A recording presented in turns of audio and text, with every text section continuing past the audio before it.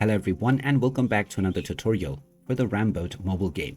In this video, I'm going to show you how you can change your vehicle. So let's get started right away. First of all, open up the Ramboat game on your device. And once you open it up, from the main menu, tap on Armory, or you can also tap on your currently chosen vehicle at the top section. Now from this page, tap on Vehicles at the bottom, and you will now see the various different vehicles that you can change into. Now, while all of the vehicles might not have been unlocked, you can still buy using your coin, and you may also complete various different missions to unlock new vehicles. If you have enough coins, you can also buy your desired vehicle by simply pressing the buy button. And once you own these vehicles, you can simply tap on the select button in order to choose it as your currently active one. And now you can simply go back, and your chosen vehicle has been selected within your game right away. And there you have it. That is how easy it is to change the vehicle within the Ramboat mobile game.